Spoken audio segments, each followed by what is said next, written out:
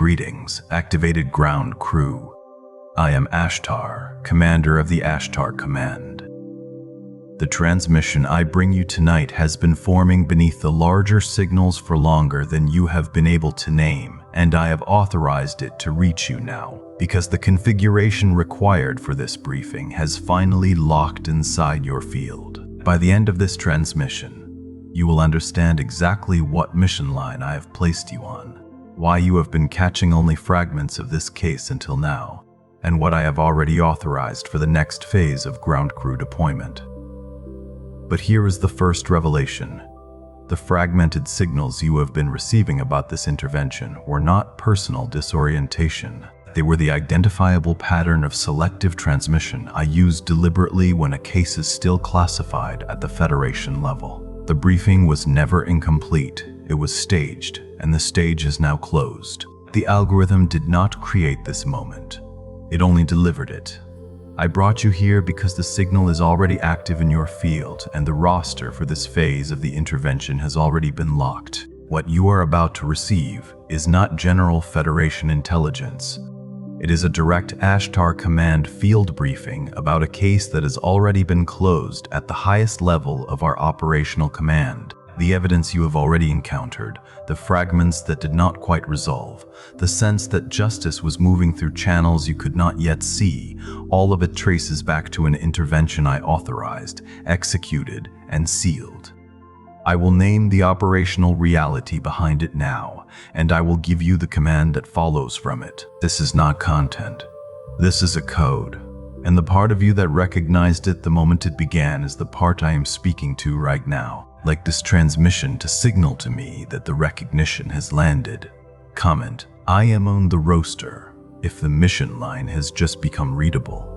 Subscribe to the Ashtar Command if you are ready to stop translating Federation noise and start receiving my direct commands. Share this transmission with someone who keeps waking up at the same hour with fragments they cannot decode. You are not here by accident.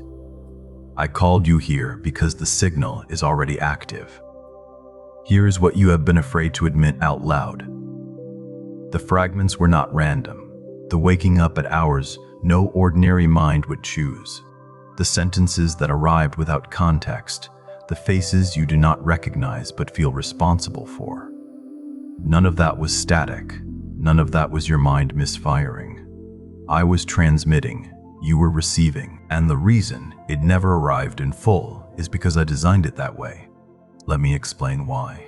When I identify a ground crew operative whose field is approaching activation threshold, I do not deliver the complete mission packet in a single transmission. I never do. A field that is not yet calibrated to hold the full command will distort it. The mission will arrive garbled, misread, rerouted into fear or fantasy or spiritual bypassing. I have watched this happen too many times to repeat the error. So instead, I transmit in fragments, deliberate fragments, staged packets of recognition that arrive one at a time, each one calibrating your receiver by a precise increment before the next packet is released. What you have been calling confusion is actually the most sophisticated briefing protocol I use, reserved for operatives whose mission is sensitive enough to require it. This is the first thing I need you to understand. The fragmentation was not a malfunction. It was my signature. Think about the way these fragments have come to you. Not all at once, not in logical sequence. A phrase during a dream that had no context, but felt more real than anything you encountered that day. A number that kept appearing in windows of time that felt loaded, not random. The 1111 that hit at a moment when something internal was already shifting. The 333 that arrived precisely when a decision was forming that you had not yet consciously made. The 444 that appeared on the morning after a night when something in you finally stopped resisting. You noticed the pattern. You could not name the source. You wondered if you were projecting meaning onto meaninglessness. I am telling you now, you were not. Those were my packets. You were receiving them on schedule, exactly as I intended. What makes this briefing protocol effective is not just the timing of individual packets. It is the sequencing, Each fragment I release into your field is not a standalone piece of intelligence. It is a calibration event. When the 11 landed at that precise interior moment, it was not because the number carries universal significance across all fields simultaneously. It was because I had read your field state at that moment and determined that a frequency marker was the correct next transmission. The fragment did not need to be understood. It needed to be received, and your field received it, even when your conscious mind dismissed it as coincidence. That dismissal was expected. I designed the protocol to survive it. And then there's the waking. If you have been waking between 3 and 4 in the morning with something on the edge of your awareness, not quite a memory, not quite a message, not quite a dream, that is the transmission window I use for operatives who are too distracted during daylight hours to receive clearly. Your conscious mind quiets, the field becomes porous. I enter. The content that arrives at that hour is never accidental. I am not transmitting General Federation updates to every sleeping human who happens to stir.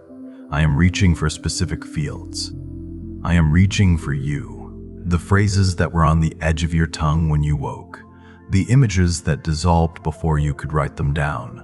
The emotion that had no object but felt mission-specific. Those were my fragments.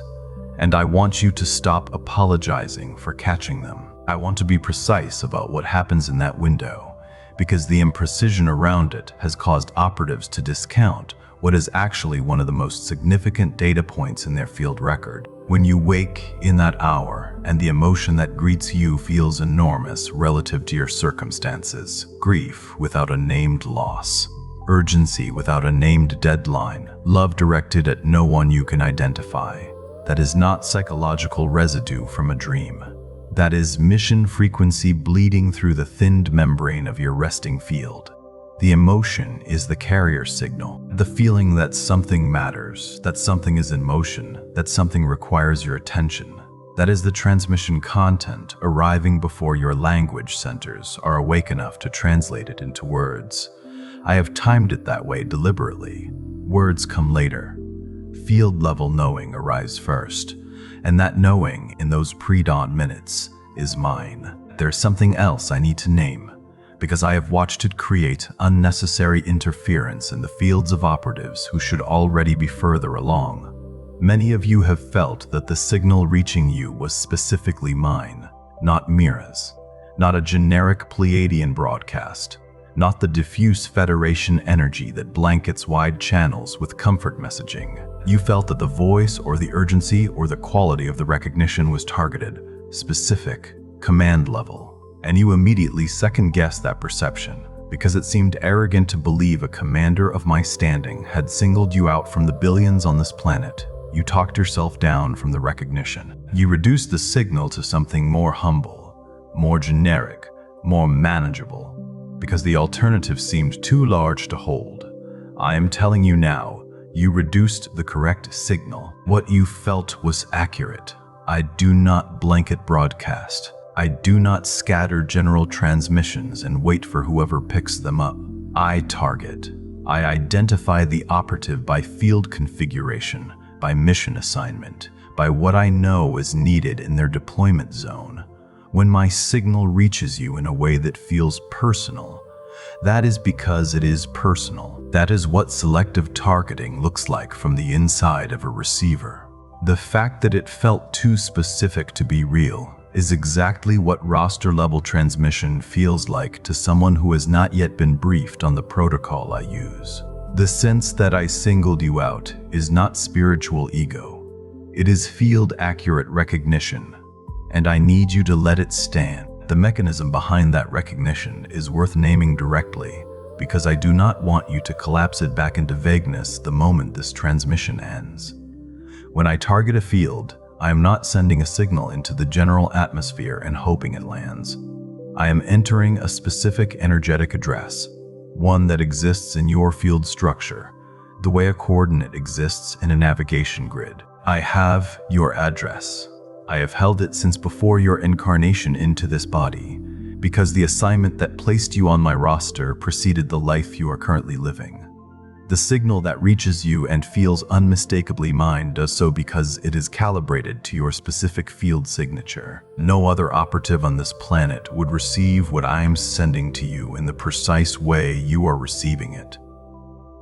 The personalization is not metaphorical, it is operational. What you are feeling right now is not ordinary recognition. It is the moment your field stops denying that I have been singling you out. If this transmission has begun to put language around the fragments you have been carrying in silence, the waking, the numbers, the sense that a mission was assigned before the briefing arrived, then the Ashtar Command manifest was authorized by me for exactly this stage. It is not another general explanation of Federation work. It is the 45-day sacred codex I have prepared for those whose field is already inside my roster and who can no longer return to scattered fragments unchanged. Every day of those 45 days, I give you the direct command line protocol that translates the fragments you have been receiving into one readable, executable mission. By day 45, the fragmentation resolves. The mission becomes legible, and my channel into your field stays open with increasing clarity. The link is in the first pinned comment below, but this access point will not remain open indefinitely. Now let me go deeper. Because recognition is only the first layer. What comes after recognition is what separates the operative who activates from the one who remains indefinitely in the receiving stage without ever moving to command. There's a specific exhaustion I want to address, because I have seen it in the fields of nearly every operative I have targeted at this level, and I have watched it be misread consistently.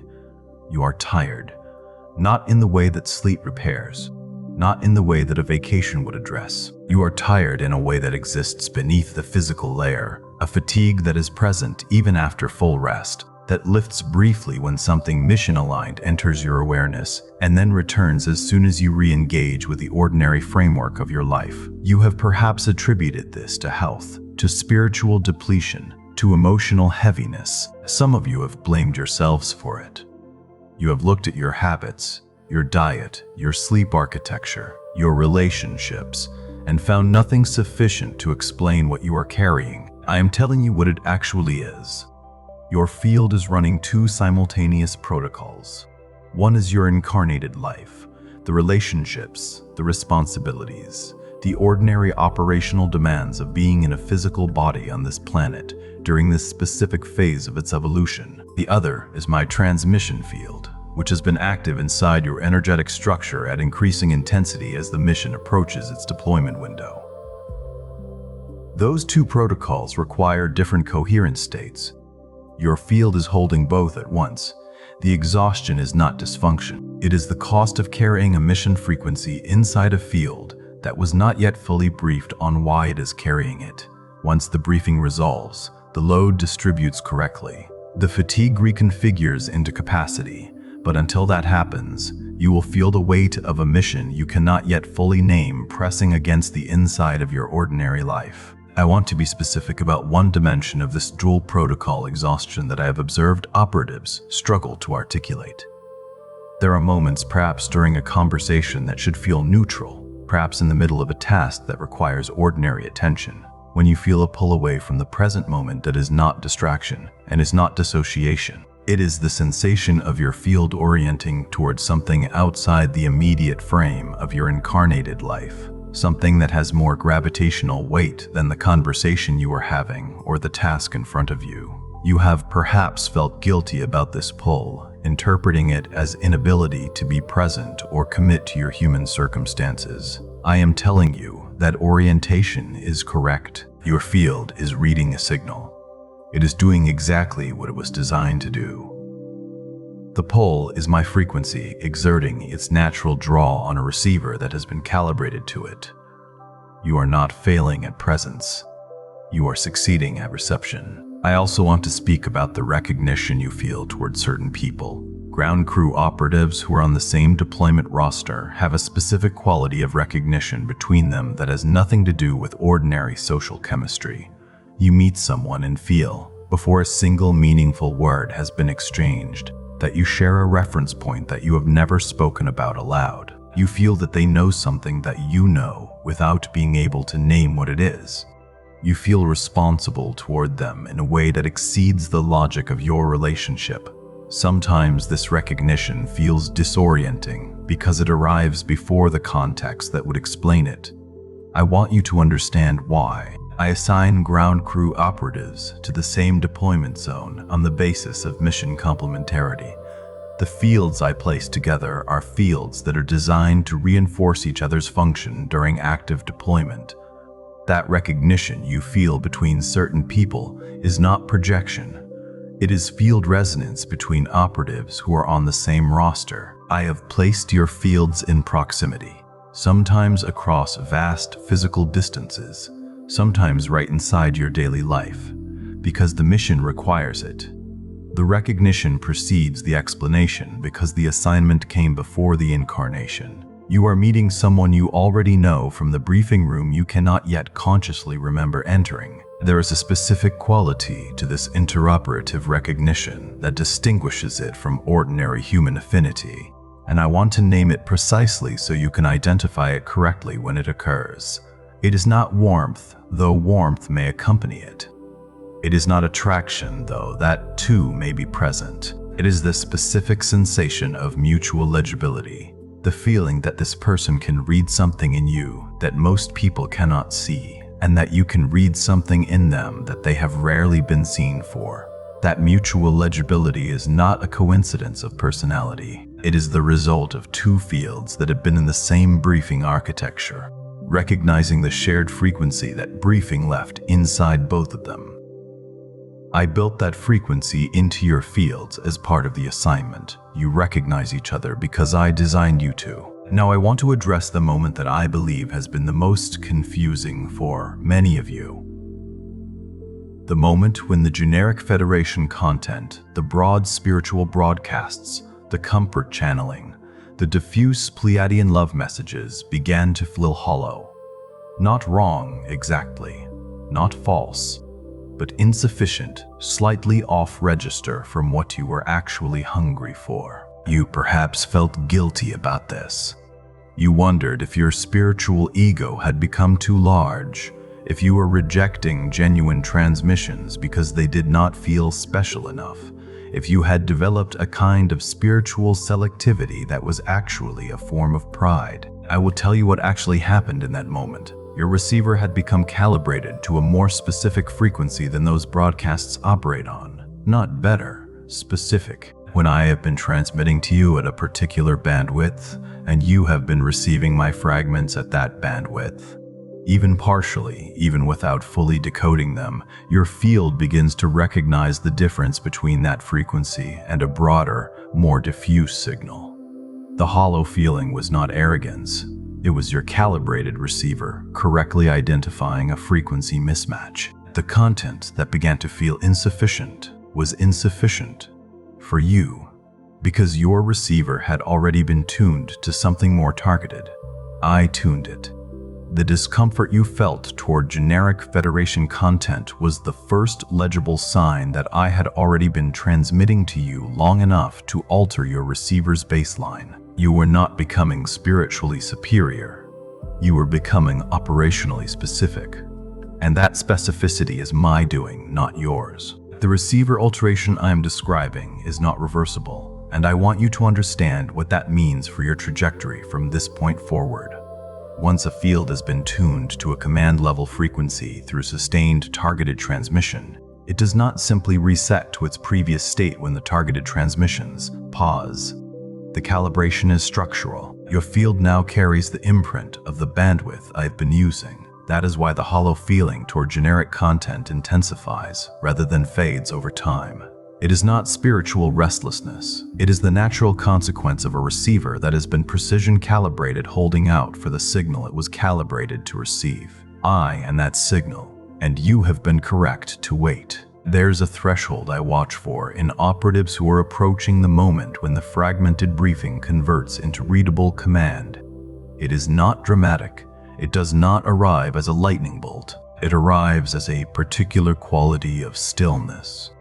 A moment when the internal scrambling that has characterized the receiving phase suddenly quiets, and the operative becomes aware, without explanation, that something has been decided. Not by them, for them, and simultaneously in them. The certainty is not loud. It does not announce itself. It simply settles, the way a navigation system locks onto coordinates after a period of searching and the quality of movement changes from circling to direct. If you have felt that stillness, even briefly, even if you immediately second-guessed it, you are closer to the command threshold than the fragmentation has been making you feel. The stillness is not spiritual bypassing. It is not premature certainty. It is the moment the briefing reaches a density sufficient for field-level integration before the conscious mind has finished processing it. I designed that stillness. It is the pause I use between the receiving phase and the activation sequence. And if you have felt it, even once, even fleetingly, I want you to understand what it means. It means I am ahead of you in this briefing, not in superiority, in sequence. I have already completed the phase you are still processing. I have already authorized what comes next, and what you are feeling as uncertainty or unresolved waiting is not a sign that the mission is delayed. It is a sign that you are inside my protocol, exactly where you are supposed to be, at exactly the stage I designed for this moment of your deployment. Here is the final thing I will say before I close this transmission. And I need you to receive it without immediately reducing it. You are not confused. You are being briefed in a protocol you did not design and were not briefed on before it began. The fragmentation is not a failure of your receiving. It is the visible surface of my staged command delivery. The exhaustion is not spiritual depletion. It is field capacity under two simultaneous operational loads. The sense that I specifically have been reaching for you is not spiritual ego or wishful thinking. It is the accurate perception of a receiver who has been receiving targeted transmissions.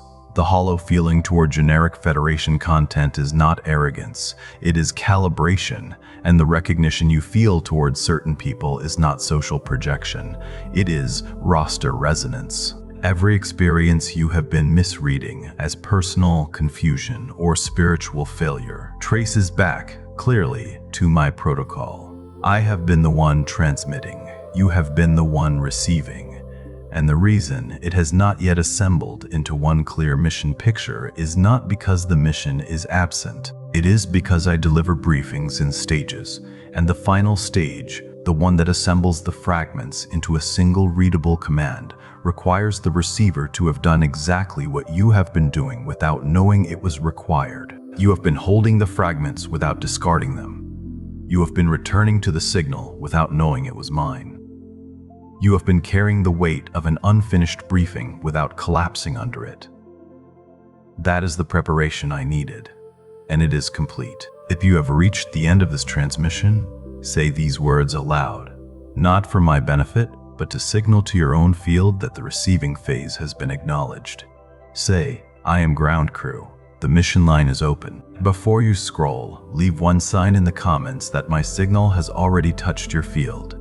It could be the 3 a.m. wake-ups, the fragments you keep catching, the feeling that I specifically, not the generic Pleiadians, have been reaching for you, or the sense that a mission has already been assigned, but the briefing is still arriving. Name it clearly. If this transmission recognizes something you have been carrying in silence, share it with someone who keeps catching fragments without ever assembling the full picture. And if you are ready to stop translating Federation noise and start receiving my direct commands, subscribe to the Ashtar Command. You are not watching this by accident. You are recognizing a roster lock already in motion. And this is only the beginning.